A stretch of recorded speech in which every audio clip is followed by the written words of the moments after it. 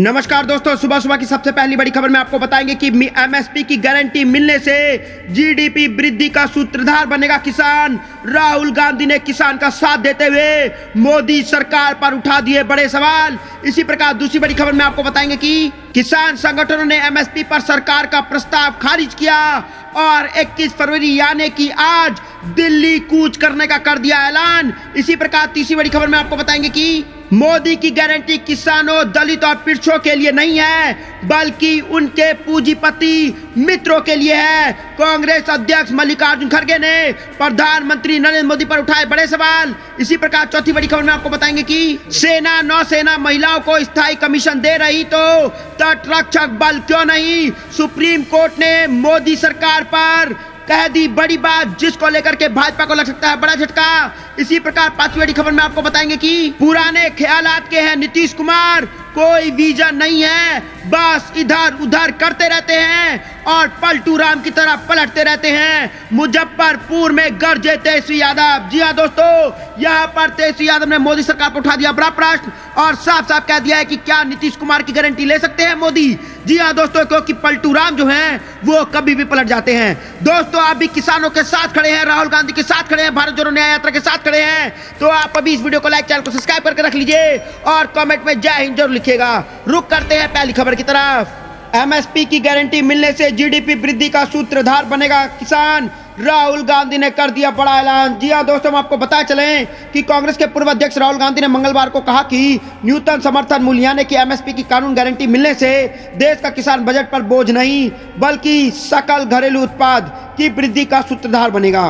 उन्होंने ये भी कहा कि यह झूठ बोला जा रहा है कि बजट के मद्देनजर एमएसपी की कानूनी गारंटी दे पाना संभव नहीं है। हाल ही में कांग्रेस ने वादा किया है कि अगर 2024 में इंडिया गठबंधन केंद्र की सत्ता में आता है तो किसान को एमएसपी की कानूनी गारंटी दी जाएगी। राहुल गांधी ने एक्स पर पोस्ट किया, जब से कांग्रेस ने एमएसपी की कानून गारंटी देने का संकल्प लिया है तब से मोदी के प्रचार तंत्र और मित्र मीडिया ने एमएसपी पर झूठ की झड़ी लगा दी है। उन्होंने बताया कि उनके मुताबिक यह झूठ बोला जा रहा है कि एमएसपी की कानूनी गारंटी दे पाना भारत सरकार के बजट में संभव नहीं है। उन्होंने कहा, सच यह है कि कृषि के अनुसार 2022-23 में किसान को एमएसपी देने में सरकार पर 21,000 करोड़ रुपए का अतिरिक्त भार आता है, तो कुल बजट का मात्र 0.4% है। उन्होंने सवाल किया कि जिस देश में 14 लाख करोड़ रुपए के बैंक ऋण माफ कर दिए गए हो, 1.8 लाख करोड़ रुपए कॉर्पोरेट कर की छूट दे दी गई हो, वहां किसान पर थोड़ा सा खर्च भी इनकी आंखों में खटक क्यों रहा है। तो दोस्तों, यहाँ पर राहुल गांधी ने बुरी तरीके से घेर लिया है मोदी सरकार को और साफ साफ कह दिया कि एमएसपी की गारंटी मिलने से जीडीपी वृद्धि का सूत्रधार बनेगा किसान। राहुल गांधी ने कर दिया है बड़ा ऐलान। दोस्तों, आपको जो भी कुछ लगता है कमेंट जरूर बताइएगा और दोस्तों, आप भी भारत जोड़ो न्याय यात्रा के साथ खड़े हैं, राहुल गांधी के साथ खड़े हैं, तो इस वीडियो को लाइक करके रख लीजिए। रुक करते हैं अगली खबर की तरफ। किसान संगठनों ने एमएसपी पर सरकार का प्रस्ताव किया खारिज। 21 फरवरी यानी कि आज दिल्ली कूच का ऐलान। जी हां दोस्तों, हम आपको बताया चले कि हरियाणा और पंजाब की सीमा पर आंदोलन कर रहे किसानों ने चौथे दौर की वार्ता के बाद सरकार की ओर से मिले प्रस्ताव को खारिज कर दिया है। किसान नेता ने प्रस्ताव के किसानों के पक्ष में नहीं होने का आरोप लगाते हुए 21 फरवरी यानी कि आज दिल्ली की ओर मार्च करने का ऐलान किया है। शंभू बॉर्डर पर एक प्रेस कॉन्फ्रेंस में किसानों के फैसले का ऐलान करते हुए संयुक्त किसान मोर्चा के नेता जगजीत सिंह डल्लेवाल ने कहा कि दोनों किसान मंचों की चर्चा के बाद यह तय हुआ है कि विश्लेषण करके सरकार जो है वो प्रस्ताव में कुछ भी नहीं है, यह किसान के पक्ष में नहीं है, हम इसे खारिज करते हैं। जगदीश सिंह ने 5 साल के लिए एमएसपी पर दाल, मक्का, कपास की खरीद के केंद्र के प्रस्ताव को खारिज करने किसान संघों के फैसले पर कहा कि सरकार के प्रस्ताव को स्वीकार न करने का कारण यह है कि उन्होंने बैठकों के दौरान कहा था कि वह देश की सभी फसलें खरीदेंगे, लेकिन बाहर प्रेस कॉन्फ्रेंस में उन्होंने बिल्कुल अलग किया है। इसका मतलब यह है कि यह किसानों के साथ एक तरफा अन्याय है। उन्होंने कहा कि दालों पर एमएसपी सुनिश्चित करने के लिए 1.5 लाख करोड़ रुपए खर्चा किया जाएगा, लेकिन हमारे विशेषज्ञ ने कहा है कि यह पूरी तरह से गलत है। पूरा फसल 1.75 लाख करोड़ रुपए में खरीदा जा सकता है। 21 फरवरी के लिए हम सरकार में से शांतिपूर्ण विरोध प्रदर्शन करने का अनुरोध करते हैं। पंजाब किसान मजदूर संघ कमेटी के महासचिव सरवंत सिंह ने कहा कि केंद्र चर्चा में कुछ और कहता है और बाहर प्रेस कॉन्फ्रेंस में बोलते हुए कुछ और कहता है। उन्होंने कोई प्रस्ताव नहीं दिया है। हम 21 फरवरी को सुबह 11 बजे दिल्ली की ओर बढ़ेंगे और हमें अब कोई नहीं रोक पाएगा।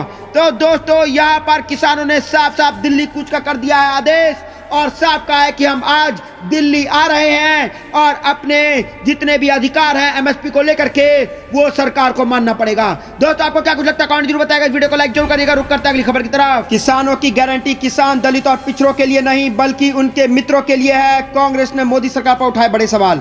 जी हाँ दोस्तों, हम आपको बताया चले कि कांग्रेस अध्यक्ष मल्लिकार्जुन खड़गे ने प्रधानमंत्री नरेंद्र मोदी पर निशाना साधते हुए कहा कि मोदी की गारंटी देश के किसान दलित और पिछड़ों के लिए नहीं बल्कि उनके मित्रों के लिए है।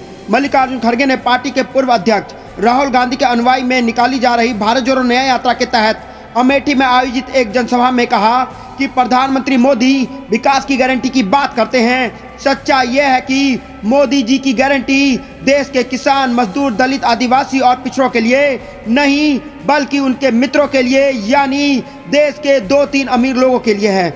उन्होंने आरोप लगाया मोदी जी के मित्रों का 13 लाख करोड़ रुपए का कर्ज माफ कर दिया जाता है लेकिन किसानों को 12-13 हजार रुपए के कर्ज की वजह से आत्महत्या करने पर मजबूर किया जाता है। मोदी सरकार के पिछले 10 वर्षों के कार्यकाल में 1 लाख किसानों ने आत्महत्या की है। मल्लिकार्जुन खड़गे ने केंद्र की नरेंद्र मोदी सरकार पर अमेठी और रायबरेली में सौतेला व्यवहार करने का आरोप लगाते हुए कहा कि कांग्रेस सरकार के दौरान यहां हजारों करोड़ रुपए की परियोजनाएं दी गई थी लेकिन मोदी सरकार ने सत्ता में आते ही उन पर रोक लगा दी। यह सरकार अमेठी और रायबरेली की जनता से अपनी दुश्मनी निकाल रही है। उन्होंने कहा यहां मेगा फूड पार्क की परियोजना थी लेकिन मोदी सरकार ने इसे पूरा नहीं होने दिया जिससे लाखों किसानों को फायदा होता लेकिन प्रधानमंत्री ने उसे रोक दिया। याद रखिए मोदी जी, अगर यह रवैया जारी रहा तो लोग आपको सत्ता से बाहर कर देंगे।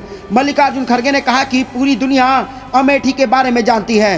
हर भारतीय को अमेठी पर गर्व है क्योंकि यह हमारे प्रिय पूर्व प्रधानमंत्री स्वर्गीय राजीव गांधी जी का, पूर्व कांग्रेस अध्यक्ष सोनिया गांधी जी का और राहुल गांधी जी का सेवा और भक्ति की भूमि है। उन्होंने कहा कि राहुल गांधी का अमेठी में गहरा रिश्ता रहा है। वह आज भी अपने साथ हैं और हमेशा आपके साथ। देशभक्ति को लेकर के भाजपा पर सवाल उठाते हुए कांग्रेस प्रमुख ने कहा कि भाजपा से जुड़े लोग हमें देशभक्ति सिखाते हैं। क्या वह कभी हमारी देशभक्ति की बराबरी कर पाएंगे?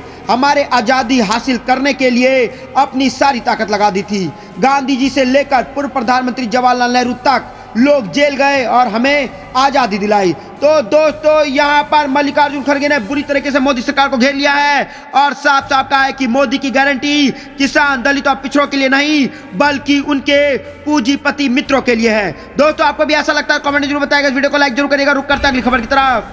सेना नौसेना महिलाओं को स्थायी कमीशन दे रही है तो तट रक्षक बल क्यों नहीं? सुप्रीम कोर्ट ने केंद्र सरकार को सुनाई खड़ी खड़ी। जी हां दोस्तों, हम आपको बताया चलें कि सुप्रीम कोर्ट ने सोमवार को भारतीय तट रक्षक बल में महिला अधिकारी को स्थायी कमीशन देने में ना नुकर करने पर तीखी टिप्पणियां करते हुए कहा कि जब सेना और नौसेना महिलाओं को स्थायी कमीशन दे रही है तो भारतीय तट रक्षक बल इस सीमा से बाहर नहीं जा सकता।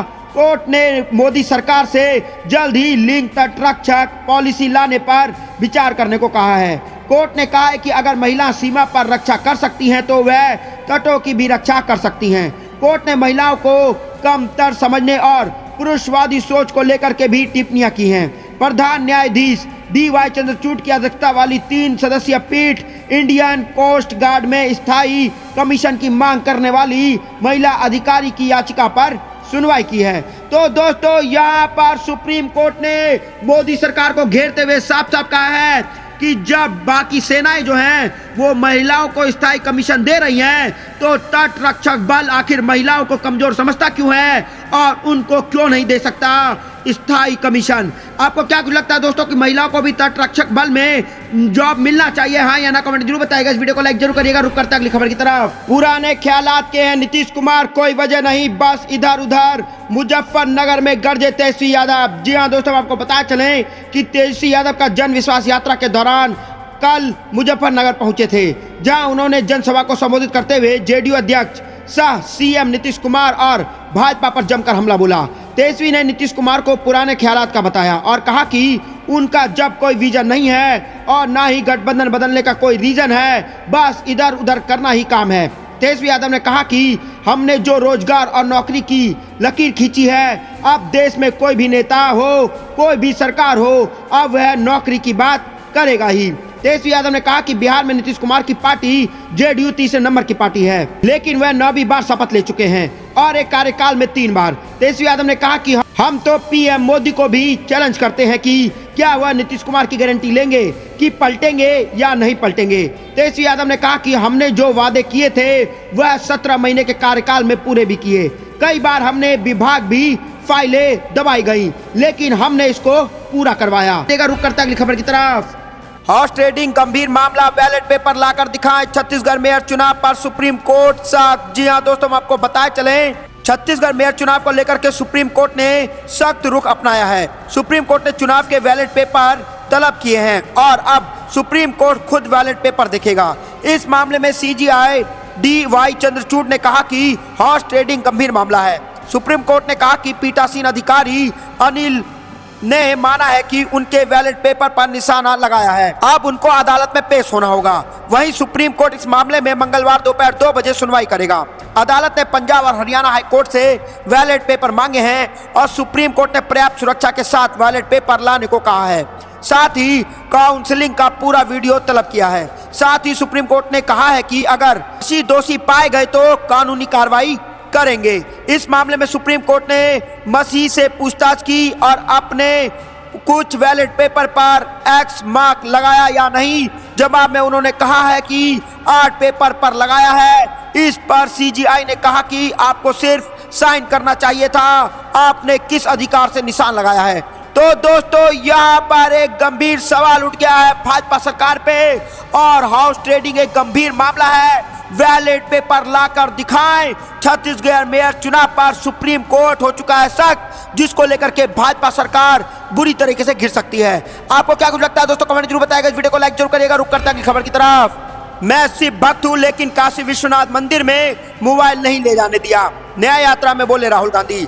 जी हाँ दोस्तों, हम आपको बताया चले कि राहुल गांधी की भारत जोड़ो न्याय यात्रा सोमवार को प्रतापगढ़ से होते हुए लालगंज पहुंची, जहां राहुल गांधी ने अपने संबोधन में मोदी सरकार की राष्ट्र नीतियों की खामियां गिनाते हुए हमला बोला।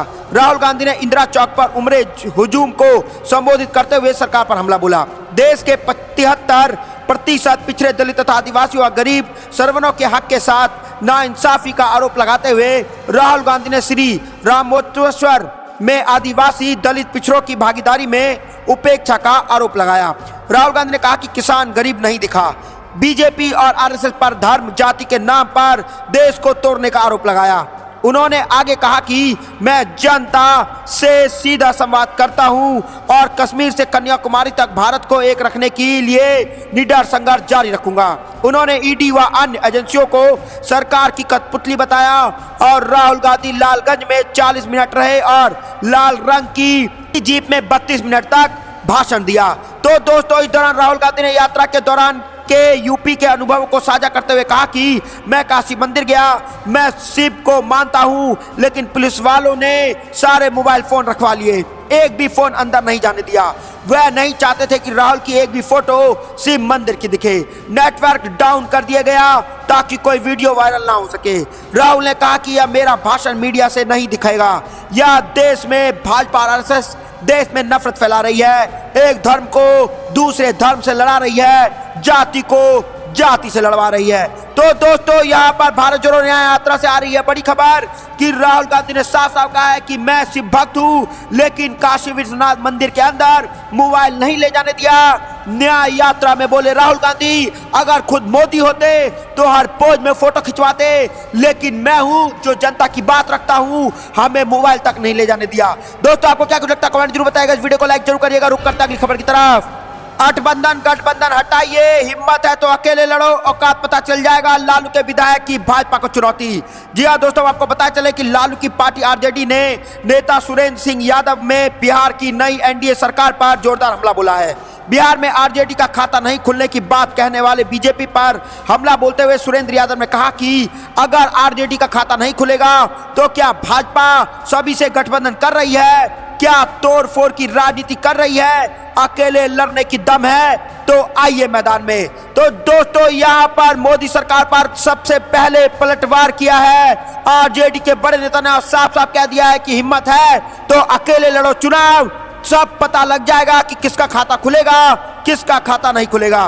दोस्तों, आगे बता चले कि सुरेंद्र यादव ने चुनौती देते हुए कहा कि जिसको दम है आकर लड़ ले, गठबंधन हटाइए, आइए लड़िए मैदान में, आपको अपनी हैसियत और औकात समझ में आ जाएगी। वही नीतीश सरकार द्वारा तेजस्वी समेत राजद कोटे के मंत्री के कार्यों और फैसलों की जांच की सवाल पर कहा कि अगर जांच हो रही है तो उस वक्त कैबिनेट में जितने मंत्री थे उनकी जांच हो, क्योंकि उस फैसले पर कैबिनेट की मुहर लग गई। तो दोस्तों, इस वक्त की बड़ी खबर आ रही है कि गठबंधन हटाइए, हिम्मत है तो अकेले लड़िए, औकात पता चल जाएगा। भाजपा को चुनौती डाल दे दिया है लालू के विधायक ने। दोस्तों, आपको क्या लगता है कि भाजपा में अकेले लड़ने की हिम्मत नहीं है, और हिम्मत है तो गठबंधन हटाए और अकेले मैदान में उतर के देखे तो औकात पता लग जाएगा। आपको क्या कुछ लगता है दोस्तों, कमेंट जरूर बताइएगा। इस वीडियो को लाइक जरूर करिएगा।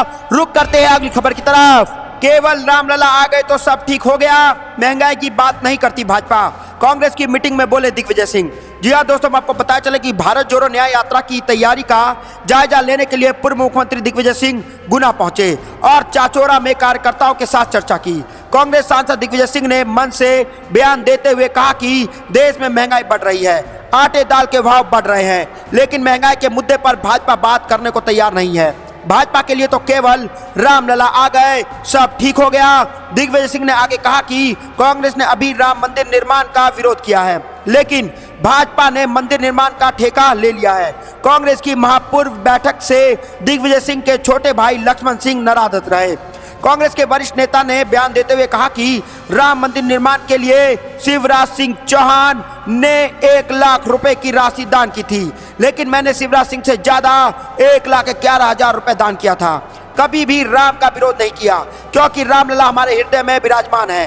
भाजपा को तो मस्जिद गिराकर हिंदू मुसलमान लड़ाई करानी थी। दिग्विजय सिंह ने कहा कि भाजपा के शासन में डीजल पेट्रोल महंगे हो गए, कोई भी सुखी नहीं है। उद्योगपति के 12.50 लाख करोड़ रुपए का कर्ज माफ कर दिया गया, लेकिन किसानों का कर्ज माफ नहीं किया गया। किसान सम्मान निधि के नाम पर 6,000 रुपए सालाना दिए जाते हैं, लेकिन बिजली का बिल 25,000 रुपए सालाना वसूला जाता है। राहुल गांधी की भारत जोड़ो न्याय यात्रा को सफल बनाने के लिए दिग्विजय सिंह ने चाचोरा में बैठक ली, लेकिन उनके छोटे भाई लक्ष्मण सिंह खुद ही बैठक में गायब थे। लेकिन यहाँ पर जो है बड़ी चर्चा हुई है और भारत जोड़ो न्याय यात्रा को संपन्न करने के लिए रणनीति यहाँ पे बनाई गई है। तो दोस्तों, आपको क्या लगता है कि केवल रामलला के जाने से सब ठीक नहीं हो जाएगा? महंगाई की बात आखिर क्यों नहीं करती है भाजपा? बेरोजगारी की बात आखिर क्यों नहीं करती है भाजपा? दोस्तों, आपको क्या लगता है कि लोकसभा चुनाव 2024 में महंगाई बेरोजगारी एक बड़ा मुद्दा बनने वाला है? तो हाँ या ना कमेंट जरूर बताएगा। इस वीडियो को लाइक जरूर करिएगा। रुक करते हैं अगली खबर की तरफ। हरियाणा विधानसभा का बजट सत्र शुरू, सरकार के खिलाफ अविश्वास प्रस्ताव लाएगी कांग्रेस। जी हाँ दोस्तों, हम आपको बता चले कि हरियाणा का बजट सत्र जो है वो शुरू हो चुका है और 7 दिन तक चलने वाले बजट सत्र में काफी हंगामे भी आसार दिखाई दे रहे हैं। दोस्तों, हम आपको बताएं कि हरियाणा विधानसभा का बजट सत्र मंगलवार को राज्यपाल के अभिभाषण के साथ शुरू किया गया।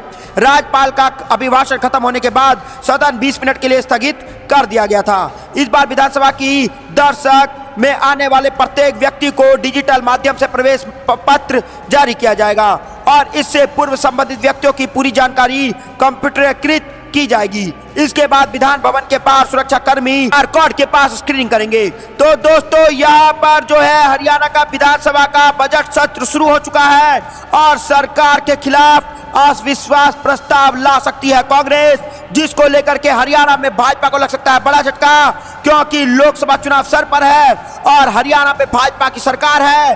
अगर भाजपा की सरकार हरियाणा में गिर जाती है और लोकसभा चुनाव में हरियाणा में लग सकता है बड़ा झटका भाजपा को।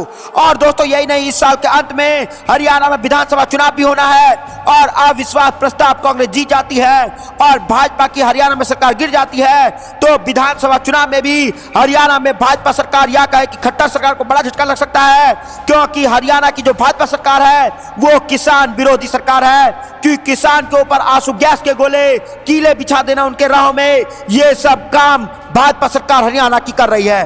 दोस्तों आपको क्या लगता है कि हरियाणा में भाजपा की सरकार कभी भी गिर सकती है और इस बार भाजपा को हरियाणा में लग सकता है बड़ा झटका और कांग्रेस और आम आदमी पार्टी की होने जा रही है जीत? आपको जो भी कुछ लगता है दोस्तों कमेंट जरूर बताइएगा, इस वीडियो को लाइक जरूर करिएगा।